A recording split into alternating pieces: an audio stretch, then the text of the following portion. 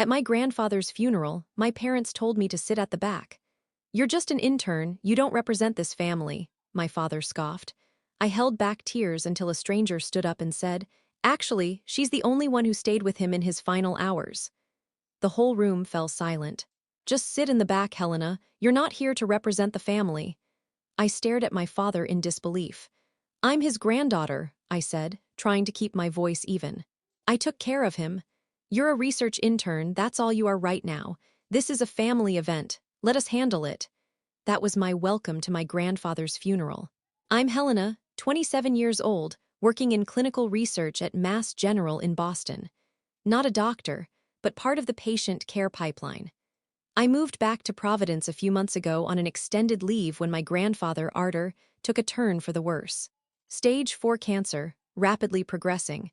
He'd been declining for a while, and eventually it became obvious there wasn't much time left. He didn't want to die in a hospital. He wanted to stay at home, in the little 2-bedroom house he shared with my aunt, Nolia. She's my father's younger sister, considered a kind of cautionary tale in our family. No husband, a patchwork work history, and no patience for keeping up appearances. But she was the only one in the family who ever felt safe. Humans, so I moved into her spare room. The hospital bed took up most of the living room. We worked in shifts. She handled most of the meals and housework. I managed medications, charts, conversations with hospice nurses. I can't explain what it feels like to take care of someone in their final days unless you've done it. The watching, the waiting, the way their breathing changes, the way their hands get lighter, like they're already starting to go somewhere else. My parents visited twice. Once to drop off a fruit basket and whisper to each other in the corner like they were at a networking event. The second time was a 15-minute stop on their way back from a real estate auction in Newport. My father stayed in his coat the whole time. They didn't ask how he was doing. They didn't ask how we were doing. They stood over him like he was already gone, then left. A week later, he passed. Just me, holding his hand while his breath came slower and slower until it just stopped. Nolia was in the kitchen talking to the hospice nurse on the phone. I whispered the rosary to him in Portuguese, the same one he used to say every night before bed. He was gone before she got back. The grief didn't hit all at once. It just sort of unfurled like cold fog. We called the funeral home. We chose the least expensive casket because that's what he would have wanted. Nolia cried once in the shower, where she thought I couldn't hear her. I didn't cry until days later when I found a small notebook of his filled with wood-carving sketches, all labeled with names. My name appeared on almost every page. My parents took over the funeral planning. I found out the date and time via a forwarded email. When I asked if they needed help, my mother said, "We've got it covered, just show up on time." It was held at St. Anne's, an enormous old Catholic church in Providence with ornate stained glass windows, and that heavy, incense-laced smell that clings to you like regret. I wore a simple black dress, the same one I'd worn to my college graduation. My hands were shaking when I walked in. That's when my father stopped me at the entrance. No hello, no eye contact. "Helena, please sit in the back," I frowned. "What, why?" He didn't even blink. "You're just an intern. You don't represent this family. We're trying to keep things respectful." I wanted to say so many things. That I'd bathed his father. That I'd managed his meds. That I'd sat awake for hours just to make sure he didn't choke on his own breath. That my sleepless nights had been spent holding his hand through delirium. That he called out for me when he couldn't remember anyone else's name. But instead, I nodded. I turned and walked to the very last pew. My heels clicked against the marble floor like punctuation marks in a bad novel. I sat down, alone, surrounded by people I didn't know. Nolia hadn't arrived yet. I assumed she was running late. Or maybe she couldn't bring herself to face them. The service started. My father gave the eulogy, talking about family legacy and honor and community contributions, all things that made Arter roll his eyes in real life. They had barely spoken in the last 2 years, but he made it sound like they'd been close. The words were hollow, carefully measured. I stared at the casket, my hands curled into fists. Then, as the priest began the prayers, a man in a gray coat stood up in the middle of the aisle. He cleared his throat. "Excuse me, sorry to interrupt." Everyone turned. "I'm Dr. Saul Richter. I work in palliative care at Rhode Island Hospital. I just wanted to speak for a moment." There was murmuring. My father looked like someone had slapped him. I had the honor of supporting Mr. Duart and his family during his final weeks. And I just wanted everyone to know, while many of you may not have been present, there was one person who stayed with him every single day, including the night he passed. He paused and looked directly at me. Helena, she was there. She never left, she made sure he wasn't alone. Silence, heavy, not respectful silence, embarrassed silence, confronted silence. My father didn't say a word. My mother shifted uncomfortably in her seat. I looked down at my lap, trying to keep my breath steady. After the service, people avoided me, some out of awkwardness, some because they were loyal to my parents. I stood in the hallway near the bathrooms, sipping bad church coffee and considering whether to just leave. That's when Nolia showed up, hair slightly wet from the rain, shoes mismatched, no apology. I heard, she said simply. Let's go. So we left, just like that. I'll stop here for now, but if anyone's still reading, I'd like to share what happened at the reception and what came after. I think this might be where I start asking for advice, because I don't know where to go from here. You said, continue do not include ending, yet ChatGPT said, we didn't speak in the car for the first few minutes. Nolia drove her old Honda Civic like she always did, casually, one hand resting on the gear stick, window cracked open even though it was drizzling. The city passed us in silence. Brick buildings, telephone poles, sagging porches. Familiar and distant all at once. Was that planned? I finally asked. She glanced at me. The doctor, no, but I'm glad someone said it. I let my head fall back against the seat. My cheeks still felt hot. I couldn't tell if it was shame or relief. Probably both. I wasn't used to being seen in that family, certainly not defended.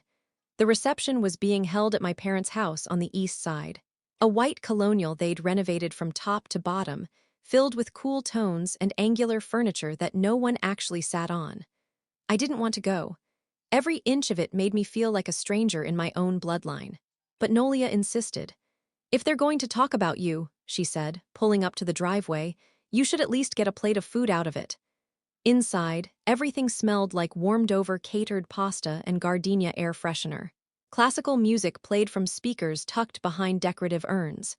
People milled about with tiny plates, murmuring. My parents were stationed near the fireplace, entertaining some lawyer friends of theirs. Mauricio, my brother, stood by the kitchen island talking about market rates in Pawtucket. It was surreal. Like Arter hadn't just died, like he was some footnote in a business newsletter. Nolia drifted toward the side table to grab food. I lingered near the staircase, unsure of what to do with myself. Then I heard my father's voice, low, agitated. I followed it without meaning to. He was speaking to Dr. Richter. That was wildly inappropriate, he said in a strained whisper. Dr. Richter kept his voice calm. It was the truth. This was a family funeral. You blindsided us in front of everyone. She was the only one there, the doctor said, not budging.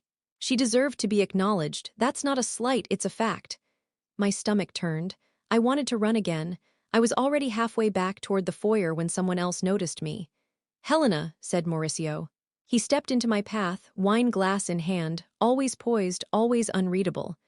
I didn't know you were here, he said. Thought you'd left. I didn't answer. I looked past him at the cluster of guests, the forced conversations, the laughter that didn't belong. You know, he said after a beat, Dad's under a lot of pressure. This whole thing's been stressful. I turned to him. I was the one who watched Grandpa die. I know, he said, as if that changed anything. Nolia appeared beside me then, holding a small plate of olives and cheese cubes. Ready? She asked. I nodded. We walked out together, plates in hand like party favors from a celebration we didn't sign up for. That night we sat in her kitchen, the same kitchen where Grandpa used to shuffle in every morning, slippers dragging, asking if the coffee was strong enough to keep a dead man up. The house felt smaller without him. Too quiet. His chair was still by the window, dented with the shape of his spine. His flannel robe still hung by the bathroom door. Nolia passed me a glass of red wine and we sat in silence for a while. It wasn't comfortable exactly, but it was real. Nothing needed to be said. Eventually, I opened my laptop to check my email and saw the beginning of what would turn into a landslide. Messages from cousins I hadn't heard from in years. Some just offered condolences. Some apologized for not coming to visit. One of my dad's second cousins said she'd had no idea I'd been so involved in his care and wished someone had told her sooner. The next day, one of Arter's oldest friends, Mr. Alonzo, dropped by with a small wooden box. He used to run a hardware store where Grandpa bought most of his tools. The box was filled with trinkets Arter had carved over the years: small birds, crosses, little wooden spoons. Each one had a tiny piece of masking tape on the bottom with my name written in his shaky cursive. "He asked me to hold on to these," Alonzo said. "Said you'd know what to do with them when the time came." I closed the box and held it in my lap like something sacred. Later that week, a letter came in the mail. Official-looking, from a law firm I recognized as the one my parents used for their estate planning. Grandpa's will had been updated 2 months before he died. He'd left most of his personal belongings, his journals, his tools, his photo albums to Nolia and me. Not money, not property, just the pieces that mattered. The pieces that held stories. My parents contested the will. Of course they did. Emails followed, from their lawyer, from Mauricio, all framed in polite legal language that barely hid their fury. I didn't reply, Nolia didn't either. What could we say? That we'd already inherited the only thing worth having. We weren't interested in the fight. But that didn't mean we weren't affected by it. My father stopped speaking to me entirely. My mother sent a single message that just read, "This is disappointing." Mauricio removed me from the family group chat without a word. Some days I wonder what would have happened if Dr. Richter hadn't spoken up. If I'd just sat through the funeral in silence and then gone home, swallowed my grief like they expected. Would I still feel like this strange blend of sadness and clarity? Or would it have taken me years to unravel the truth of my place in that family? I'm still figuring it out. But what I do know, what I keep coming back to is this: grief is a spotlight. It shows you who steps forward and who steps away. And not everyone who shares your blood deserves your presence when the lights come up. You said, "Continue up to the ending." It must be satisfying revenge ending without death and cruelty, ChatGPT said. About 3 weeks after the funeral, I got a call from a reporter. At first, I thought it was a prank. But she introduced herself professionally, gave me her credentials, and explained she was working on a piece for the Providence Journal, a feature on caregiving and elder neglect in upper-middle-class families. Somehow, she'd heard about Arter Duarte and the public moment at the funeral. Dr. Richter, she said, had given her my name, only with my permission, of course. I didn't say yes right away. My instinct was to protect what little piece I had left. But the thought stayed with me. The idea that maybe, finally, I could control the narrative. That maybe Grandpa's story and mine deserved to be heard the right way. After a few days, I called her back. We met at a quiet cafe just off Thayer Street. I brought a few of Grandpa's journals and some of the sketches he'd made for the kids he never got to see grow up. I told her everything, not just about the funeral, but about the long weeks of care, the silence from my family, the way people disappeared when things stopped being easy. She listened, took notes, and asked smart, respectful questions. She even visited Nolia and took photos of the woodwork Grandpa had done before his hands gave out. A bench in the backyard, the birdhouses under the eaves. Quiet, lovely things he never bragged about. When the story came out, it was gentle and honest. Titled The Quiet Goodbye, How One Granddaughter Gave Her Grandfather the Death He Deserved. It ran online and in print with a soft photo of his workbench on the front page of the Sunday Features section.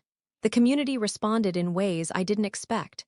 I received emails, handwritten letters, even a few small donations addressed to Nolia for the work she does. Strangers sent notes about how they wished they'd done more for their parents, their spouses, their aging neighbors. One woman said the article inspired her to finally reach out to her estranged sister after 5 years of silence. But what really cemented everything was what happened at Duarte Realty. My parents' firm had always cultivated an image, high-end, family-oriented, deeply respected. Their clientele was mostly older, wealthier couples looking to sell family estates or buy investment properties. But Providence isn't as big as it thinks it is. Word got around. It started slowly. A couple of longtime clients canceled appointments. A lawyer who frequently referred them to estate executors stopped sending leads. And then one of their biggest listings, a $2.8 million home on the east side, was pulled by the family when they realized who my parents were. Apparently, the client had read the article, and they'd had their own quiet caregiving story. Their father had died of Alzheimer's. Their daughter had taken care of him. "I want to work with someone who understands what legacy means," they told the new agent who inherited the listing. It was a ripple, then a wave. By the start of spring, Duarte Realty had lost nearly 40% of their senior portfolio, not because I asked for it, not because I plotted revenge, but because the truth did what it always does, it settled in. And when truth is backed by grace and clarity, people pay attention. My mother finally called. I let it go to voicemail. Her message was clipped and cautious.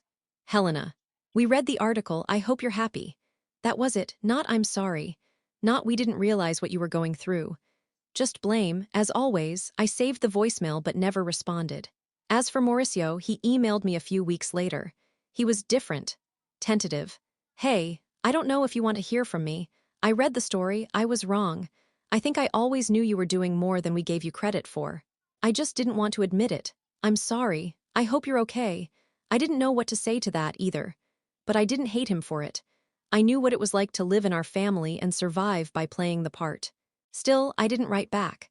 Some bridges don't need to burn, but they don't need to be rebuilt either.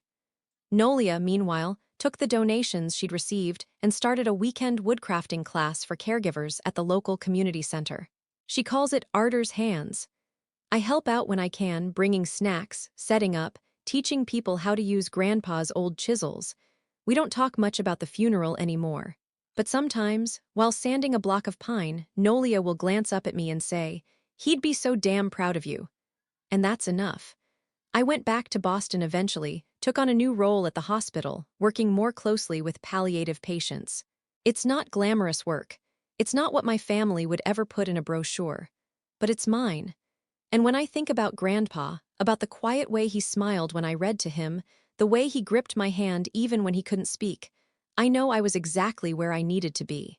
Not at the front of a church, but at the end of a life, with love, with presence, with honor, and somehow, despite everything, I won, quietly, completely.